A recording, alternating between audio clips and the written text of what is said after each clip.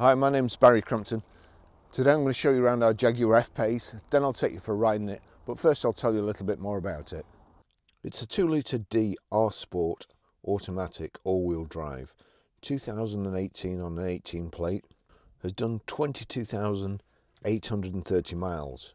Fuel economy, urban is 39.8 miles per gallon, extra urban 56.5 miles per gallon, and combined is 48.7 miles per gallon. It has a 0 to 60 time of 6.7 seconds, a top speed of 135 miles an hour out of a 237 brake horsepower, 4-cylinder, 16-valve engine. Now I think this could be my favourite colour apart from black, of course. We've got the piano black grille and grille surround, the scuff plate at the bottom here, front parking sensors, multi-spoke, dark silver metallic and diamond cut alloy wheels, and what have we got there? Pirelli tyres on, the Jaguar R Sport vent on the side there, black window surrounds, the black or the gloss black roof carrier system, full glass panoramic roof, rear privacy glass. You've got the piano black inset on the doors, the integrated roof spoiler here, privacy glass of course in the back window, rear wash wipe. Under here I always try and open it with that's the reversing camera there. It's right next to the actual switch for the power opening tailgate. Got a hard rear load cover. This has got the big thick heavy duty rubber floor protector in. Rear parking sensors and the twin chrome exhaust tips.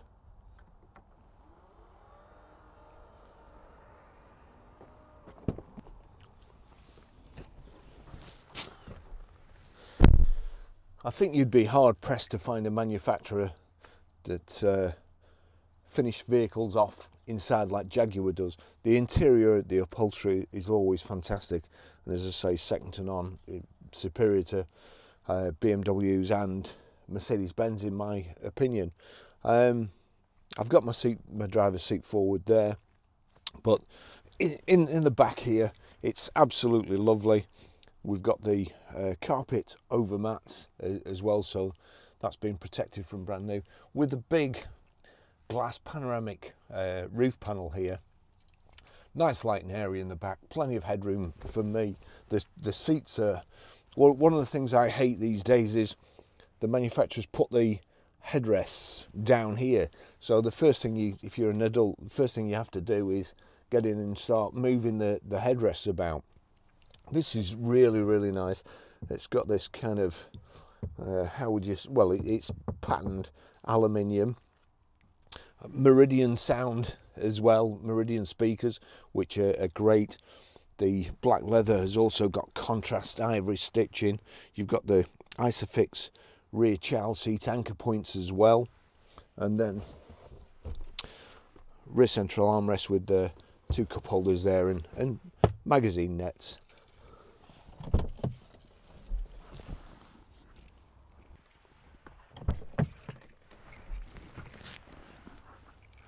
I'll just take you for a ride in it.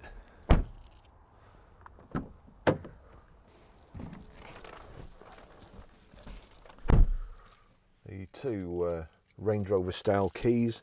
It's keyless go, so we'll put that in there. Start button, foot on the brake pedal.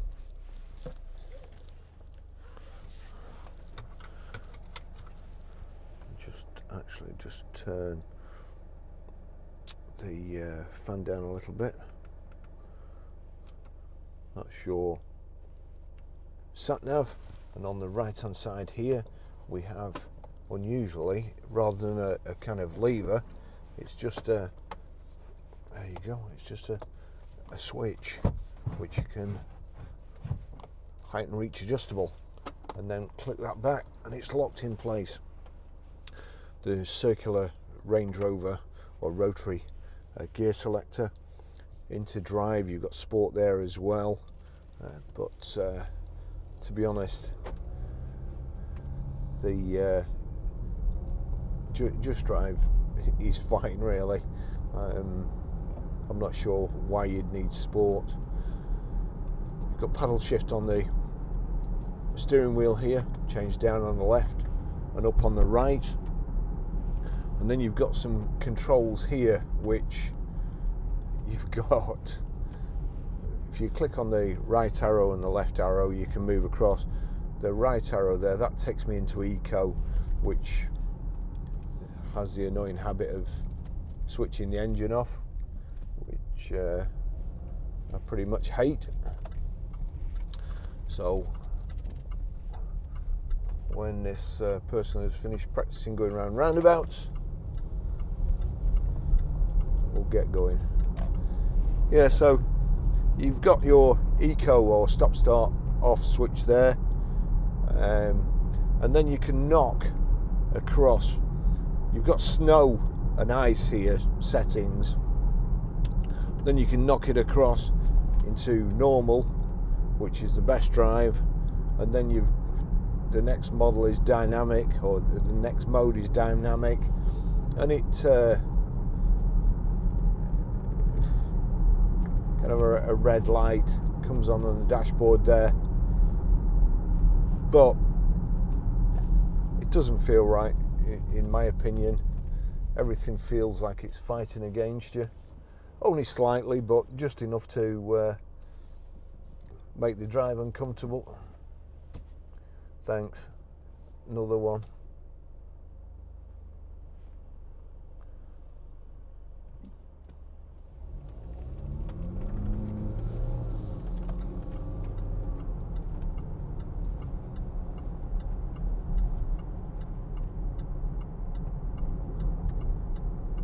Good looking car, this. Seats are nice and comfortable. Has heated seats. Click the button there, and then unfortunately you have to adjust it by touching the screen and just clicking the button where you don't kind of have to look. But as usual with these displays, certainly if you're on a bumpy road, it's like the golden shot trying to switch heated seats on, for those of you who can remember that. Menu button on the left hand side of the steering wheel, and there you can, wow, he's on his way to an accident, isn't he? Alright, so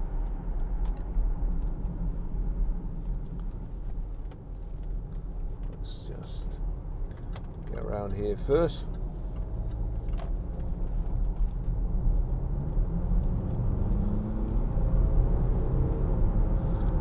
Picks its feet up nicely, and back to the menu here. That's your volume control, and you can skip tracks, but if you click on the menu, those buttons then become buttons to scroll up and down on the information display there. Vehicle settings you can change. You can just knock sideways once you've got somewhere on the menu that you want, knock it sideways, and then you can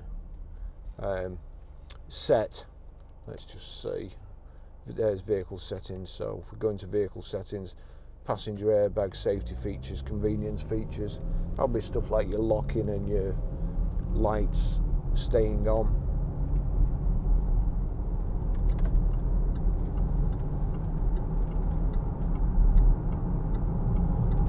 Just nip across here. Digital speedo display in the middle there, and it's also got traffic sign recognition, so it tells you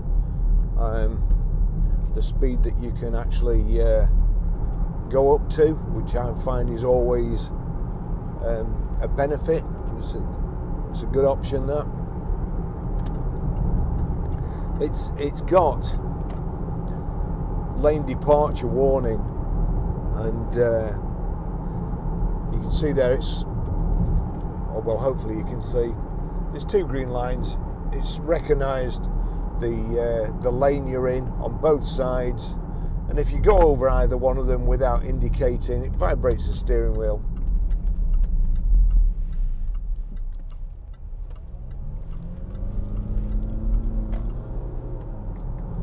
But it doesn't it doesn't vibrate the steering wheel any more than a normal road in Preston would vibrate it, so it's hard to tell. That's the sat nav. It's got Bluetooth hands-free, Bluetooth audio streaming, the Meridian speakers, which are really good.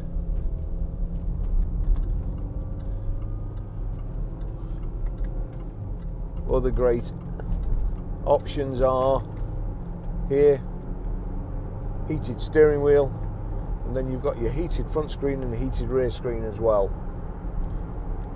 And they are worth their weight in gold on days like today.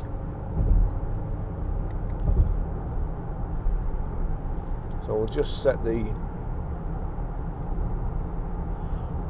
cruise control. Just knocked it on at 68 there, so we'll get it to 70. One more mile, 70 miles. We're in top gear doing 1600 revs, 70 miles an hour. Nice and quiet, little bit of tyre noise, nothing too much.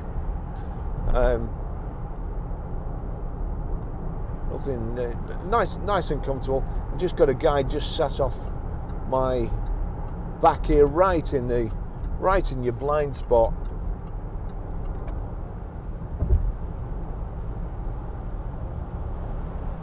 Oh, he's a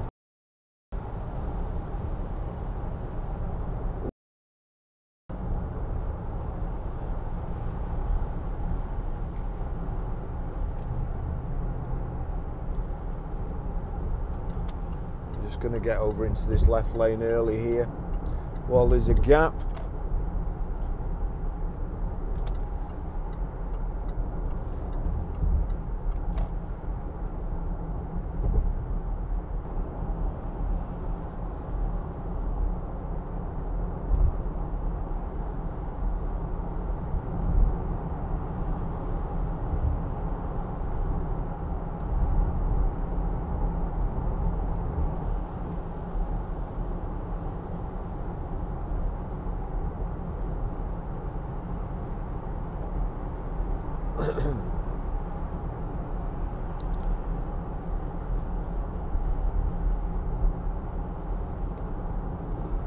Front central armrest here.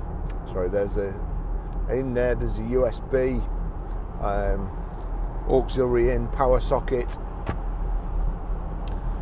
We've got handbrake here, electric handbrake, and there that switches a light on the dashboard. There's something to do with ASPC, and a light comes on. I think it's something to do with a speed control or a notification. Could be wrong. In the information display in the centre there, you've got the time, 70 mile an hour speed limit, digital speedo readout, outside air temperature, coolant on the left, fuel on the right. At the bottom, your mileometer and also your average fuel consumption at the moment. If you click the end in here, you've got we're just slowing down, it's doing 99 miles to the gallon. That would be nice. 156 miles before we need to fill up. And then you've got your green displays telling you how to drive economically and I suppose environmentally friendly. Date and trip counter there.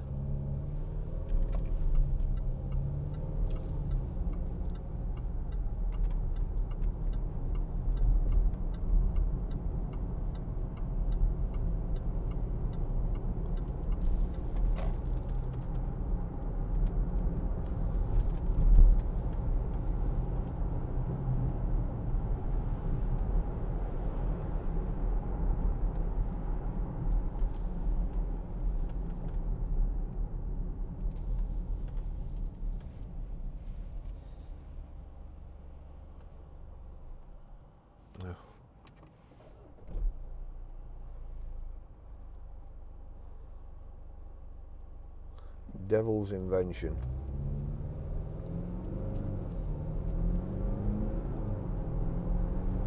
Nice smooth gear change.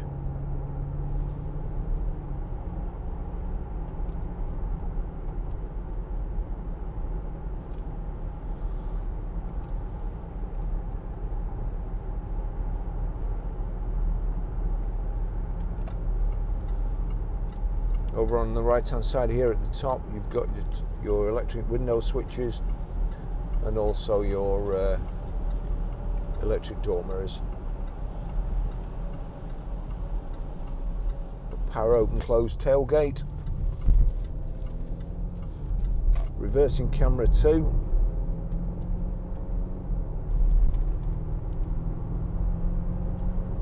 Miserable day now, it was nice and sunny before.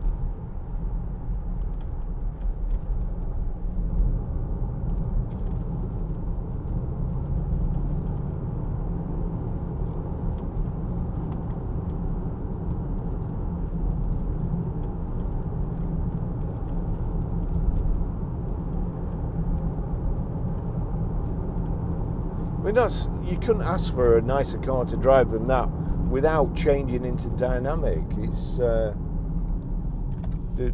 steering, the handling is superb, really.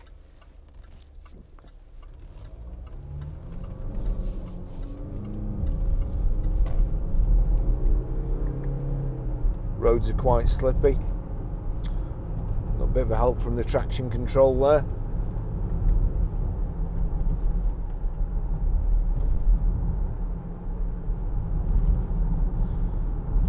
So another lovely car. It's not been clean yet. That's I'm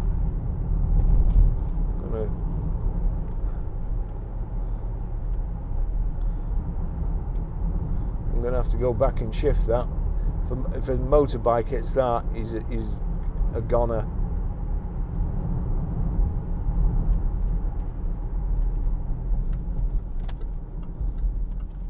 Or somebody clips it even with a front near side wheel. That's, plenty of people have met their end down this road, I'm afraid, and you certainly don't need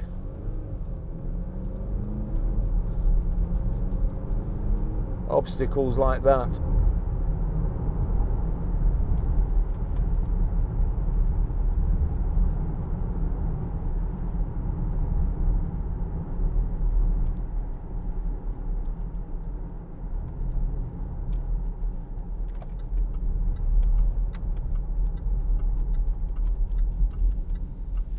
That is just stupid.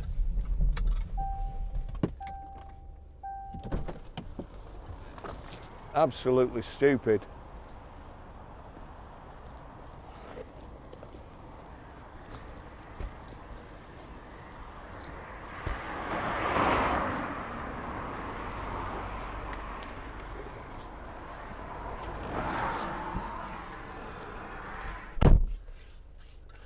Whoever did that wants hanging.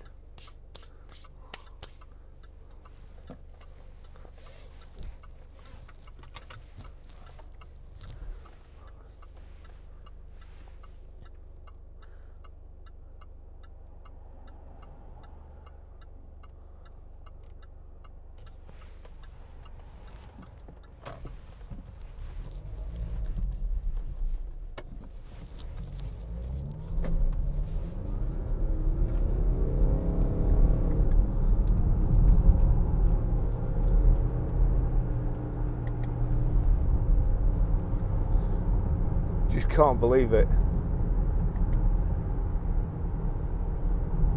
Anyway, I'll finish the test drive there. Lovely car, nothing to report, no faults at all.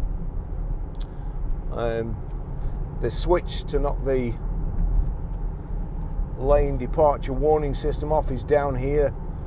I'd suggest you do that straight away.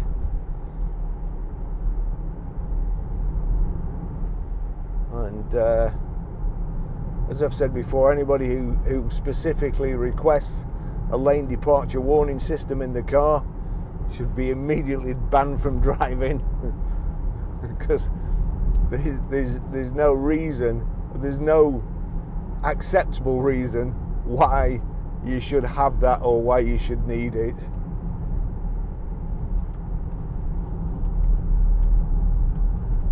We'll get back to the garage. I'll show you how to set the sat nav, how to delete a mobile, how to pair your mobile, how to stream audio, and I think that's really it on this, and I'll wash my hands too.